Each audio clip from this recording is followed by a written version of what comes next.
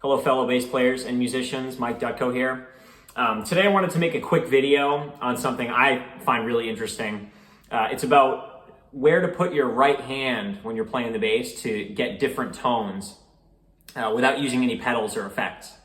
I know there's a lot of videos on this subject, so this is just my small take on it. This is something I discuss with my students quite a bit, and I always get a lot of questions on it when I'm posting stuff on YouTube or Facebook, so I thought I would just kind of give you my views here. So when we first start playing the bass, all we're really concerned with is plucking the correct string with the right finger at the right time. We're not worried about things like tone or vocabulary that much, but as you develop out of being a beginner, you start to experiment with things. So this is stuff that I've just kind of figured out over the years and also learned from, more experienced players telling me. So the rule of thumb with this right hand tone thing is if you want a softer, more rounded tone, play closer to the neck, which means right here, right, in this area. And then as you want to get more aggressive or more of a punchy tone, start backing up and get close to the bridge. And then if you're playing really close to the bridge, you're going to get a really, really punchy tone. So just know before you guys start experimenting that the strings, depending on where your hand is, they feel different. So as you're really close to the neck, the strings are really, really floppy.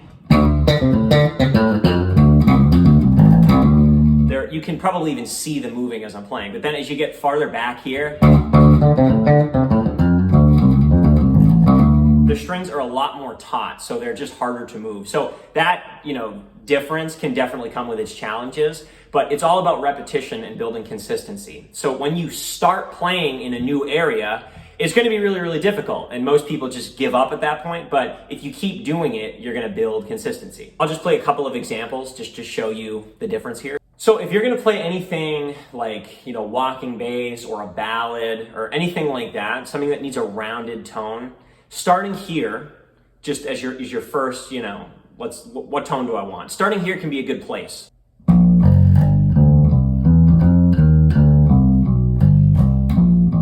So, you can tell that's a really rounded tone. And it's not like I have all my treble rolled off either. And you can tell it's nice and rounded. It's really good for stuff like, John Paul Jones, the famous.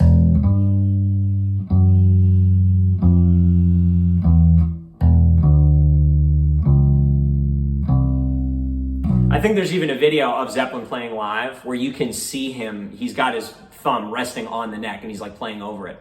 So as we start moving back here to add a little bit more aggression, the strings, they start to get less floppy and they just start sounding significantly different. So, certain things that I really like playing in the middle of the pickups is if I'm playing like Geddy Lee stuff, like.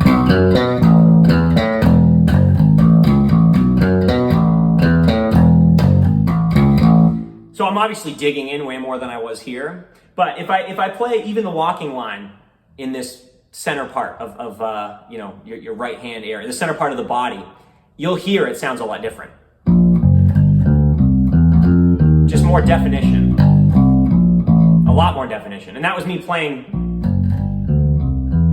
the same level of dynamics.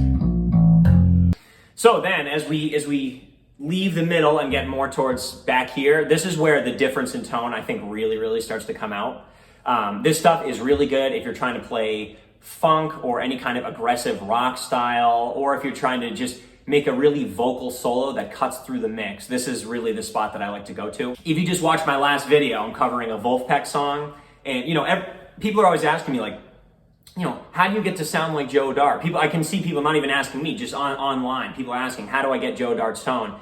And people give these long-winded answers about like, well, get this bass and get this preamp and, do this with the EQ. But really 95% of sounding like Joe Dart or anybody like that, personally, I believe is just play back here and play aggressively. So.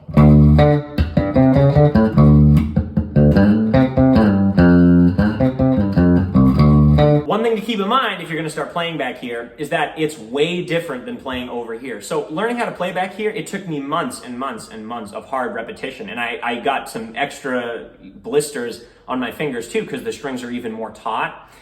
This is something that a lot of people give up on easily, like learning to play back here, or they start it, they don't sound good, and then they go, I'm just not interested in doing that. But really, if you just keep trying and learn the right material and just keep at it, eventually you'll develop strength and consistency in this area of the neck.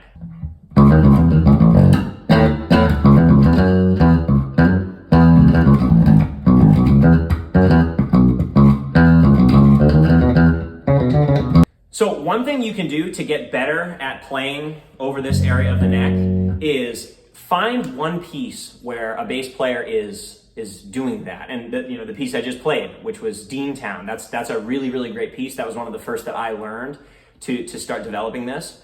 But take any piece where someone's doing that and learn every note and play it repetitively for weeks and weeks and weeks at a time. Use it as like a study piece. I think I heard Scott from Scott's Bass Lesson use the term study piece, and I've always really enjoyed it. If you don't know how to do a certain technique, this goes for all techniques. You don't know how to do a certain technique, find a piece where someone's doing that, learn it, and then slowly start to try to do that technique as you're playing it. And it takes weeks and weeks, sometimes months and months of repetition. But one of the most valuable lessons my teacher ever taught me was that with repetition, any weakness will become a strength. So just remember that as you're going forward with these new tips I just showed you.